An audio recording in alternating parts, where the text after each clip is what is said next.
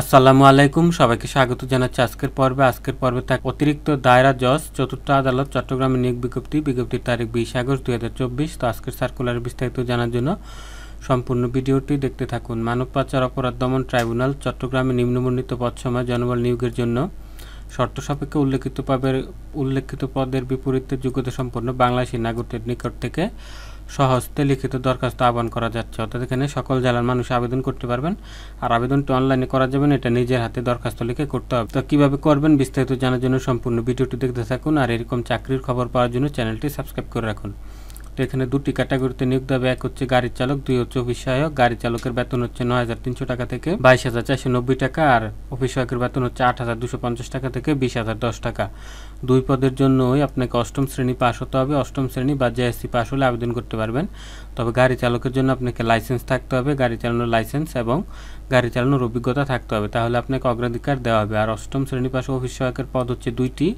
এখানে অষ্টম শ্রেণী পাস হলে আবেদন করতে পারবেন, নারী পুরুষ সবাই করতে পারবেন, কিন্তু কোনো অভিজ্ঞতা লাগবে না, অভিজ্ঞতা ছাড়াই আবেদন করতে পারবেন। ঠিক আছে, তো আবেদনের কিছু শর্ত রয়েছে এখানে। শর্ত দেখুন, 1 নম্বর হচ্ছে প্রার্থীকে আহ্বায়ক নিয়োগ কমিটি অতিরিক্ত জেলা ও দায়রা জজ চতুর্থ আদালত চট্টগ্রাম বরাবরে সহস্তে লিখিত আবেদনপত্রে লিখতে হবে, এবং আবেদনপত্রে প্রার্থীর নাম, পিতার নাম, মাতার নাম, স্বামী স্ত্রীর নাম যদি থাকে, স্থায়ী ঠিকানা, বর্তমান ঠিকানা, নিজ জেলা, জন্ম তারিখ, এই তারিখে আপনার প্রার্থীর বয়স, জাতীয়তা, জাতীয় পরিচয়পত্র নম্বর, ধর্ম, শিক্ষাগত যোগ্যতা, অভিজ্ঞতা যদি থাকে উল্লেখ করতে হবে। অর্থাৎ আপনি যে দরখাস্ত লিখবেন এই তথ্যগুলো অবশ্যই থাকতে হবে। তো এখানে কিভাবে দরখাস্তটা লিখবেন এটার ভিডিওটা আমরা আগামী পর্বে দিয়ে দিব, সেটা দেখার জন্য চ্যানেলটি সাবস্ক্রাইব করে রাখুন। আর এখানে দেখুন, আবেদনপত্র আগামী 9/1/2024 তারিখে বিকাল 5টার মধ্যে ওদের অফিসে পৌঁছাতে হবে ডাকযোগে। ঠিক আছে, সরাসরি বা উক্ত তারিখের পরে কোনো আবেদন গ্রহণ করা হবে না, অর্থাৎ 1 সেপ্টেম্বরের পরে কোনো আবেদন গ্রহণ করা হবে না।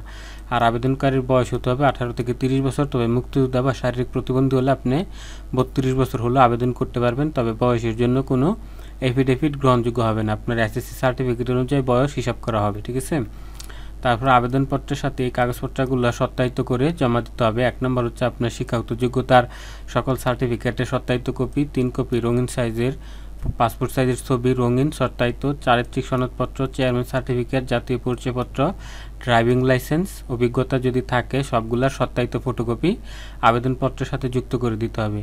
আর প্রার্থীর নাম, ঠিকানা সহ 20 টাকার ডাক টিকিট সম্বলিত 9.5 ইঞ্চি বা 4.5 ইঞ্চির একটি ফেরত কাম দিয়ে দিতে হবে, যাতে তারা আপনার ঠিকানায় প্রবেশপত্র পাঠাতে পারে।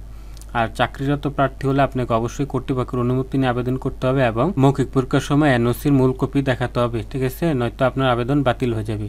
আর পরীক্ষার ফি বাবদ 100 টাকা ট্রেজারি চালানের মাধ্যমে, এই কোডের মাধ্যমে 1/21410000/2031 এই কোডে আপনাকে সোনালী ব্যাংক হতে চালানের কপি সংযুক্ত করতে হবে। তো চালানের কপি কিভাবে পূরণ করতে হয় সেটা ওর ভিডিওটা ডেসক্রিপশন বক্সে দেওয়া আছে, সেটা আপনারা দেখে নেবেন যে চালান কপি কিভাবে ডাউনলোড করে কিভাবে আপনি এটা এখানে দিয়ে দিবেন। ঠিক আছে, এটার ভিডিওটা দেওয়া আছে ডেসক্রিপশন বক্সে, সেখান থেকে দেখে নেবেন চালান কপি কিভাবে পূরণ করতে হয়।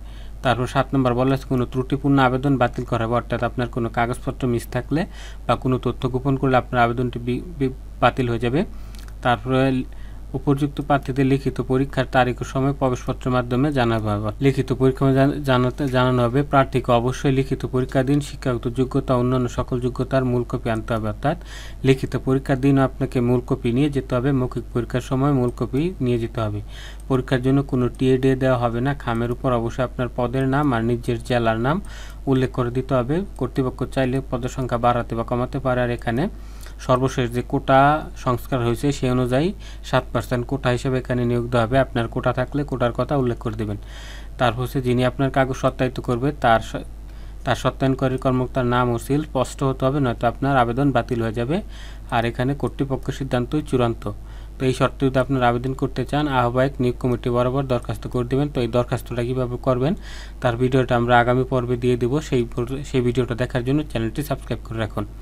তো আজকের ভিডিওটি এখানে শেষ করছি, দেখাবে আগামী পর্বে। সেই পর্যন্ত সবাই ভালো থাকবেন, আল্লাহ হাফেজ।